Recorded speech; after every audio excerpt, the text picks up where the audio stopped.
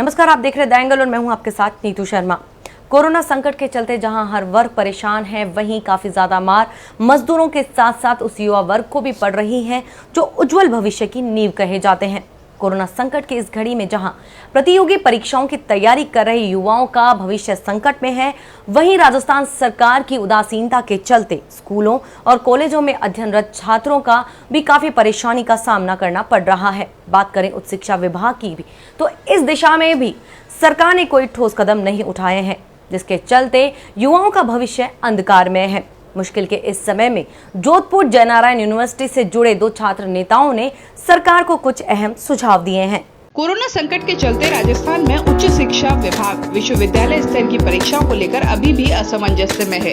विभाग की लापरवाही के चलते सरकार ने परीक्षा को लेकर उचित निर्देश नहीं दिए हैं। इसका खामियाजा छात्रों को उठाना पड़ रहा है। जब से देश और प्रदेश के अंदर लॉकडाउन लागू हुआ है, तब से उस शिक्षा के अंदर अध्ययनरत विद्यार्थी अपनी परीक्षा को लेकर के चिंतित है। विद्यार्थियों के मन के अंदर एक प्रश्न खड़ा हुआ है कि इस वर्ष की परीक्षाएं कैसे होगी।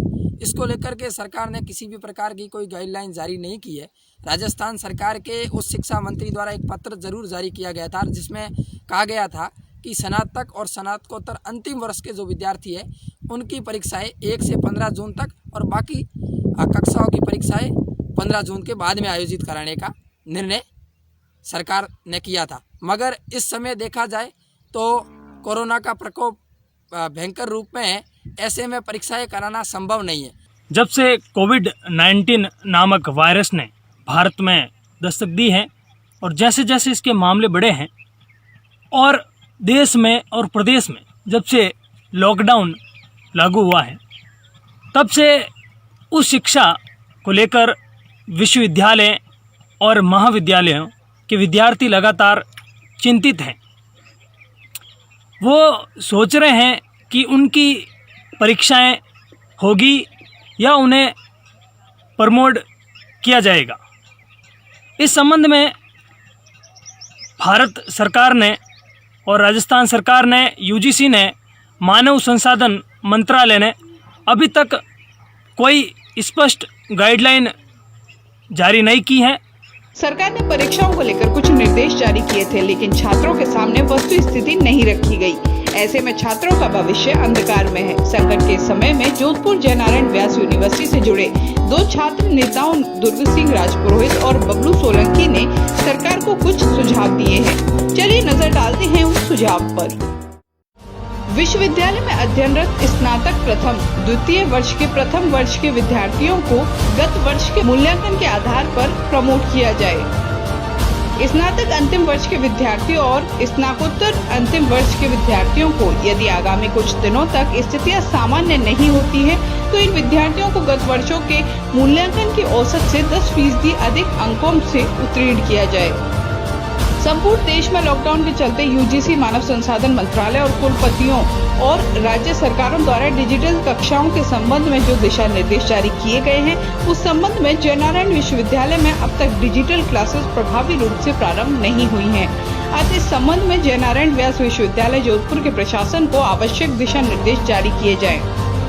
स्थितियां सामान्य होने पर विश्वविद्यालय की जिन कक्षाओं को प्रमोट करना संभव न हो, उनकी परीक्षाओं को समय सारणी जारी करने से पूर्व सोशल डिस्टेंसिंग, मास्क, सैनिटाइजर की पर्याप्त व्यवस्था जारी करने के पश्चात ही परीक्षा की समय सारणी जारी करें, जिससे कि एक वैश्विक महामारी कोरोना से बचा जा सके।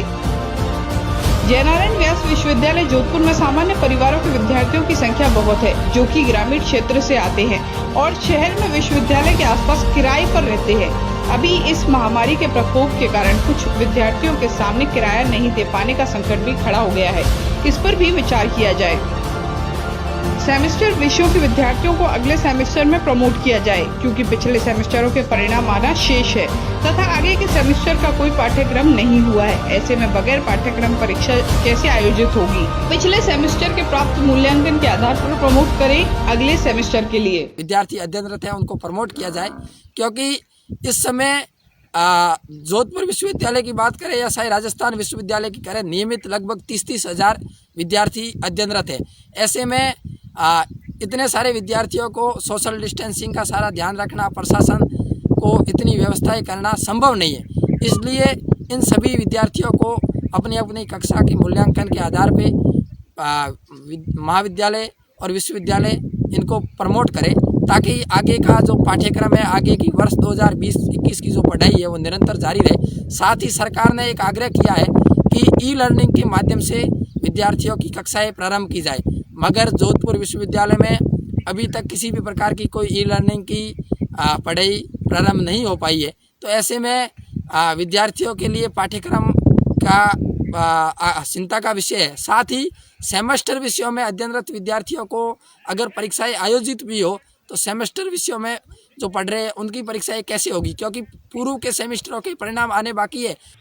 मेरा मानना है कि कोविड-19 के संकट को देखते हुए इसके मामले दिनों दिन लगातार बढ़ते जा रहे हैं।